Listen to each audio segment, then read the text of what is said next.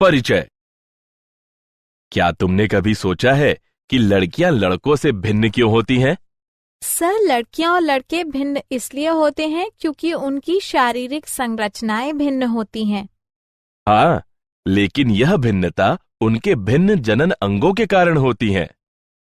हाँ, और ये अंग पुरुषों एवं स्त्रियों में अलग अलग तरह के हार्मोन स्रावित करते हैं। तुम सही कह रहे हो राहुल।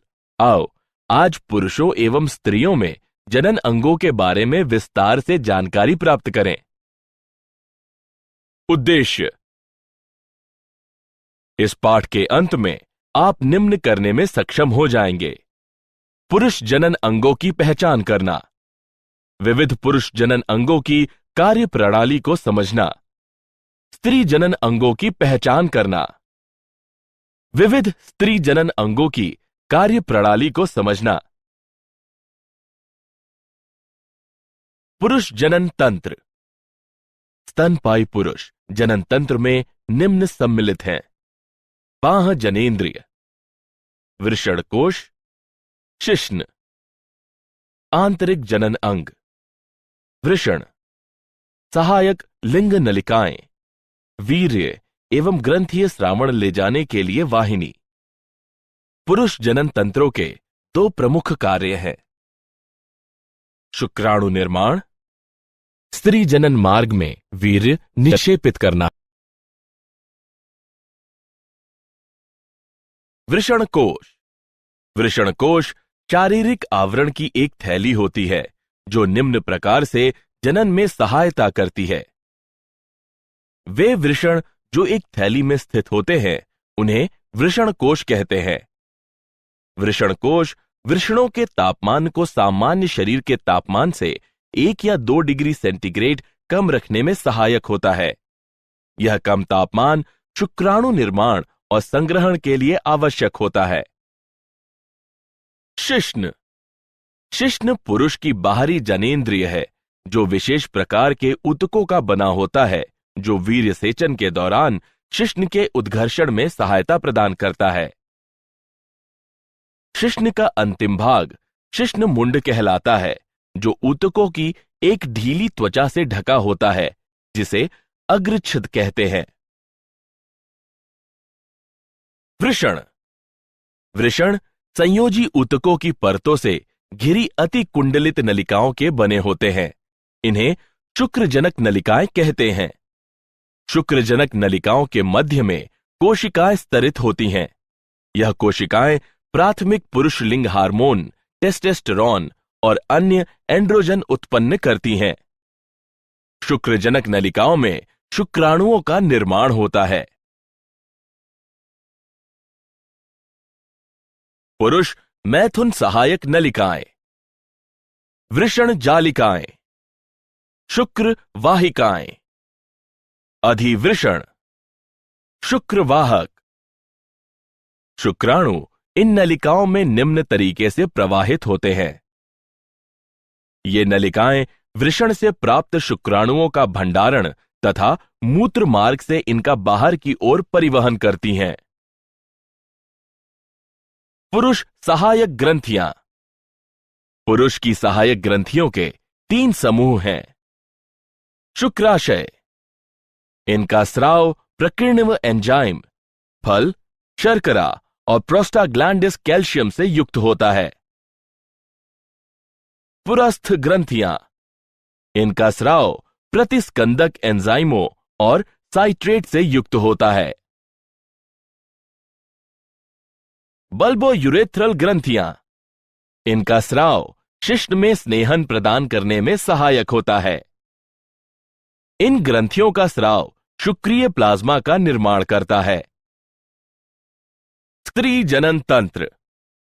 स्त्री जनन तंत्र में निम्न शामिल है: अंडाशय यानी मादा जनद, अंडवाहिनी, गर्भाशय, गर्भाशय ग्रीवा, योनि, बाह्य जनेंद्रिय जिसमें भगोष्ठ के 2 सेट और योनि द्वार होता है, एक जोड़ा स्तन ग्रंथियां, अंडाशय।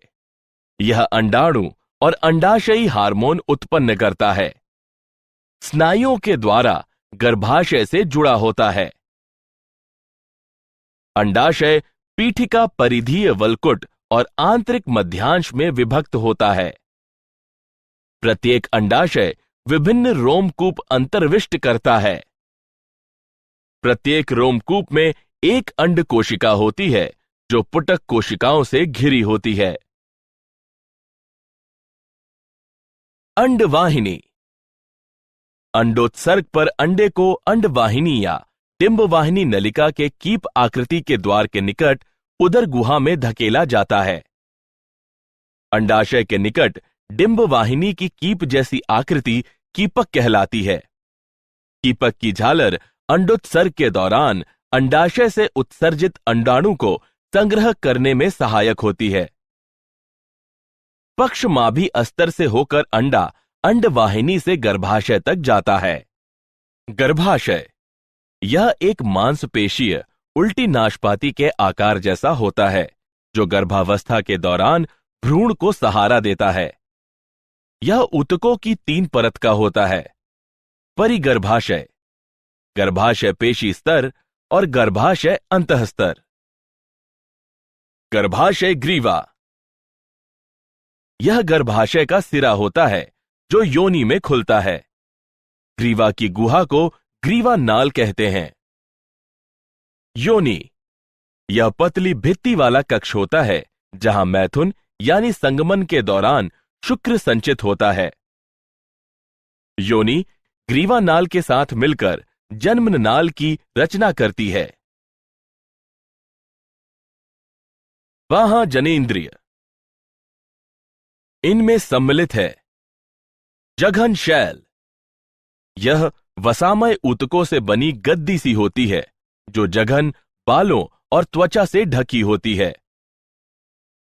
वृहद भगोष्ठ यह योनि द्वार को घेरे हुए ऊतकों का मांसल वलन है। लघु भगोष्ठ यह वृहद भगोष्ठ के नीचे स्थित एक जोड़ा वलन होता है। योनिच्छद यह संवहनीय झिल्ली होती है जो जन्म के समय से योनि द्वार को ढके रहती है और अत्यधिक शारीरिक गतिविधियों या लैंगिक संभोग के दौरान फट जाती है। भगशेफ यह एक छोटी अंगुली जैसी संरचना होती है जो मूत्र द्वार के ऊपर 2 वृहद भगोष्ठ के ऊपरी मिलन बिंदु के पास स्थित होती है। स्तन ग्रंथि स्त्रियों का द्वितीयक यौन अभिलक्षण है। पुरुषों एवं स्त्रियों दोनों में पाई जाती है, लेकिन केवल स्त्रियों में ही ये कार्यशील होती है। स्तन ग्रंथियों के ग्रंथिल ऊतक 15 से 20 स्तन पालियों से बने होते हैं, जिसमें दुग्ध स्त्रावित करने वाली कूपिकाओं के गुच्छ होते हैं। प्रत्येक स्तन पाली की नलिकाएं मिलकर एक स्तन वाहिनी बनाती हैं, जो अन्य स्तन वाहिनियों से मिलकर एक चौड़ी स्तन तुम्बिका बनाती है, जो दुग्ध वाहिनी से जुड़ी होती है, जिससे स्तन से दूध बाहर निकलता है। क्या आप जानते हैं, स्त्रियों की जर्म लाइन को कैंसर उपचार से क्षतिग्रस्त होने से बचाने के लिए स्फिंगोसाइन 1 फॉस्फेट युक्त एक औषधि संश्लेषित की गई है।